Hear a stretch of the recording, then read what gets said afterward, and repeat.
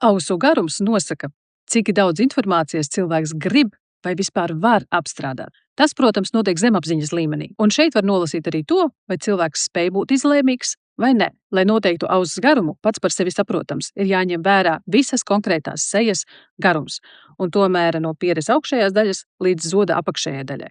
Ja šajā garumā ietilpst 3 vai 4 ausis, tad runa ir par lielām vai garām ausīm. Ja šajā attālumā ietilpst vismaz 6 un vairāk ausis, tad šeit runa noteikti ir par mazām ausīm. Ja ietilpst precīzi 5 ausu garumi, tad runa ir par vidējām ausīm.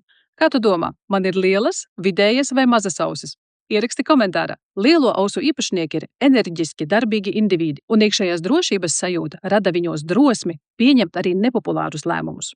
Viņu iespaidīgais dzīvīgums ļauj izturēt arī visgrūtākos projektus. Interesanti, ka lielām ausīm ir spēja neparasti klausīties. No vienas puses viņi informāciju uzsūc kā tāda švamme, no otras puses šīs informācijas nekad nav pietiekami. Šādā veidā šo cilvēku vispārējās zināšanas nepārtraukti aug un iedarbīgi apvienojas ar iegūto dzīves pieredzi. Droši vien jau nojaušat, ka mazu ausu īpašnieki ir pilnīgs pretstats – jūtīgi, bailīgi, neizlēmīgi, viegli iespaidojami un bieži ir nepieciešamība pēc uzmundrinājuma un iedrošinājuma. Diemžēl bieži tur sevi ēnā un nerāda savas spējas. Viņu kautrīgums bieži tiek interpretēts kā nepārliecinātība. Protams, arī mazu ausu īpašnieki ar sajūsmu vāc informāciju no apkārtējās pasaules. Tomēr uzņem to pārāk nopietni un ļoti bieži personiski. Mazo ausu īpašnieku priekšrocība ir spēja efektīvi izmantot iegūto informāciju ikdienā. Un, protams, vidējās ausis.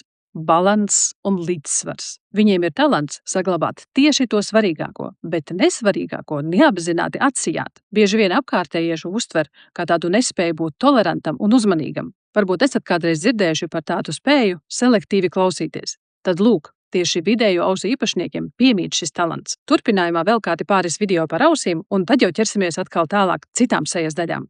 Spiedz cirstiņu, ja patika, komentē, dalies un pieseko man.